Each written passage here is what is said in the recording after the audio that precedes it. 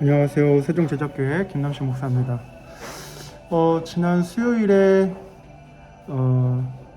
전도에 대한 세미나를 했는데 세미나를 하면서 느꼈던 소회를 한번 나누고자 합니다. 야도 이리 와. 여기 앉으세요. 질문하신 분들 중에 이제 두 분이 계셨는데 기억에 남는 질문인데 이제 한 분은 장로교 쪽에 계신 권사님이시고 한 분은 이제 침례교 목사님이세요. 그래서 장로교 쪽에 있어서 이제 앞으로 성장 가능성이 없다, 장로교는. 그 이야기에 대해서 이제 좀 더 궁금하셨던 것 같아요. 왜 그러느냐. 근데 이제 일단은 그 미국의 경우를 보면, 왜냐하면 이제 우리나라가 미국의 어떤 정치, 경제, 종교 흐름을 이제 뒤따라가는 상황이기 때문에 보면 미국의 PCUSA 그 미국 장로교는 그렇게 많이 성장하지 않습니다.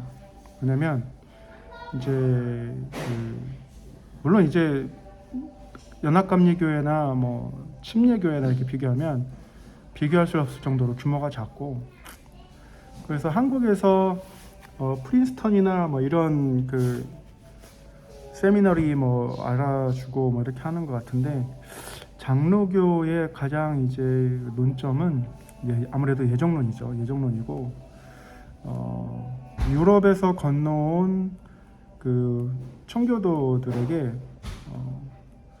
운명론적인 그런 신앙은 먹히질 않는다라는 게 이제 생각이고요.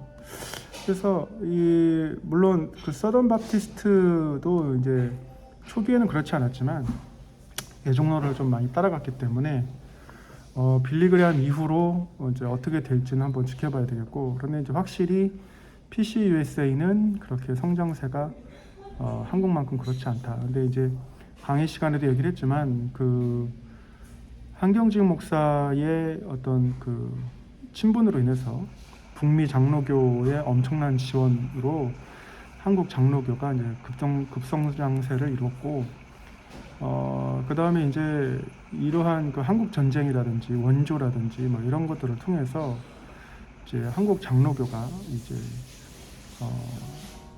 많이 자리를 잡았죠. 그런데 재밌는 거는 이제 신천지가 또 장로 교인들을 많이 데려갔어요. 제가 만난 신천지 사람은 이제 그 얘기를 하더라고요. 자기가 칼빈주의에 한 30년 다녔는데 뭐 별로더라 뭐 이런 얘기를 하는데, 뭐 한 사람의 이야기 가지고 전체를 말할 수는 없죠. 그러나 이제 김세윤 박사가 총신 쪽 합동 측에서 이제 강의를 한 10년간 하고 풀로로 넘어갔는데, 김세윤 박사는 이제 그 한번 구원은 영원한 구원의 맹점에 대해서 얘기를 하는 거예요. 근데 예정론과 그런 그 프리 그레이스 테올로지라는 이론을 합쳐지면 이제 막강하죠. 막강한데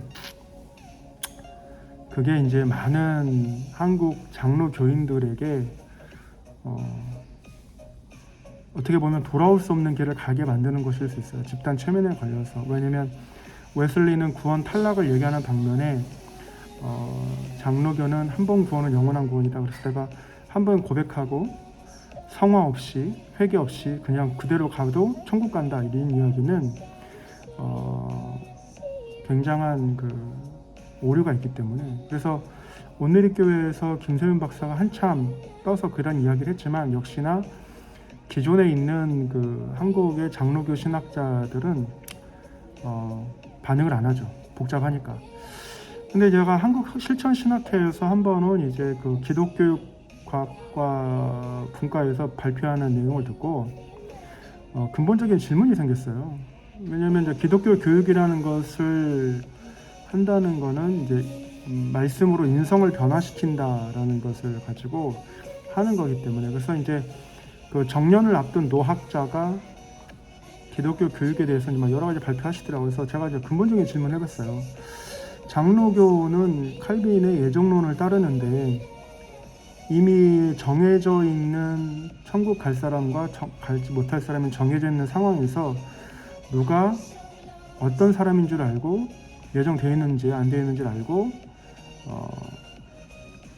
기독교 교육을 하느냐, 그리고 혹 예정되어 있지 않은 사람에게 기독교 교육을 했을 때에 어떤 의미가 있느냐.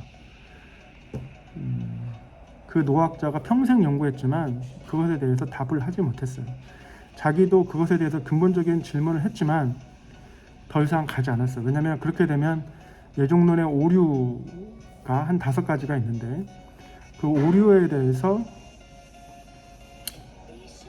하나하나 짚고 이제 떠나야 되기 때문에, 근데 이제 교수 자리를 얻고 뭐 총신대에서 그 자리를 떠나지 않는 이상은 이제 그 교리를 반박하기는 어렵잖아요. 그런 것들이 있고, 또 이제 침례교 목사님이 질문을 하셨는데 그 침례교는 제가 곰곰이 생각을 해보니까 이런 거예요. 서던 바프티스트, 즉 빌리 그레함의 영향력은 한껏 이용하되 침례교 안에 오류가 있는 프리그레이스 시알러지와 같은 그런 신학적 오류가 있는 것은 감춘다라는 거죠. 그러니까 좋은 것만 먹고 쓸면 뱉는 거는 이제 모르겠습니다. 이제 각자의 선택이죠. 제가 이제 CPM을 얘기를 했는데 처치 플랜팅 무브먼트라는 것은 이제 다시 한번 설명을 하면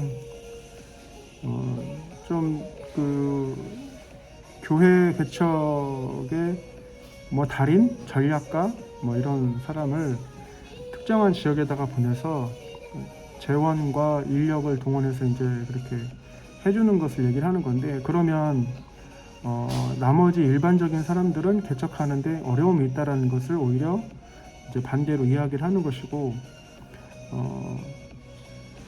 그러한 방법으로 세종시에도 이제 아버지 교회를 이어받아서 브랜치를 두면서 이제 외형적인 규모, 그러니까 이제 세종시에 오는 사람들 같은 경우는 구도자라기보다는 이미 이제 예수 소비자, 뭐 종교인들을 수용하기 위한 것이지 뭐 회심자를 구하기 위한 것은 뭐 퍼센테이지가 얼마나 되는지 이제 모르겠습니다. 그러니까 영향을 받지 않고 있다고 하지만 그 영향을 받고 있어요. 한국 침례교회도.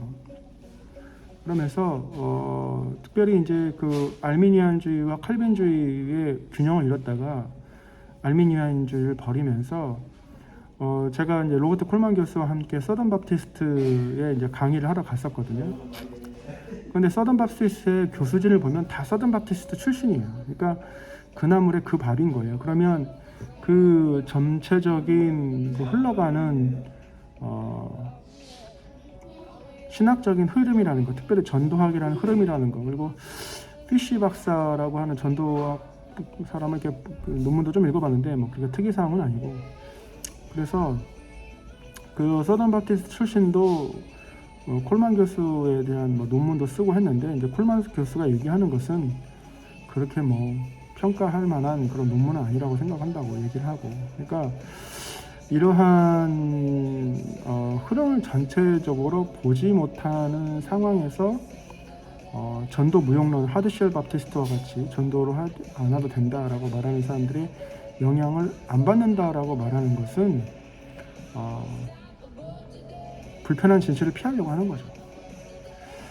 그래서 세미나를 하면서 이제 이러한 그 질문들에 맞닥뜨리면서 자기가 믿고 있는 것에 대해서 불편한 진실이 드러날 때 저항하는 것은 당연하고, 근데 중요한 거는 우리 그리스도인들이 진리가 너희를 자유케 한다라는 것을 좀 깊이 묵상하고 그 진리가 무엇인지에 대해서 끊임없이 탐구해야 되지 않나. 단순히 강단에서 이야기나 하는 것, 단순히 뭐 누가 그러더라 이렇게 하는 것을 그냥 무턱대고 믿는 것은 중세시대하고 똑같다라는 것이죠. 부디 진리가 너희를 자유케 하리라 라는 하나님의 말씀이 여러분 안에서 깊이 묵상되기를 예수님의 이름으로 축원합니다. 감사합니다.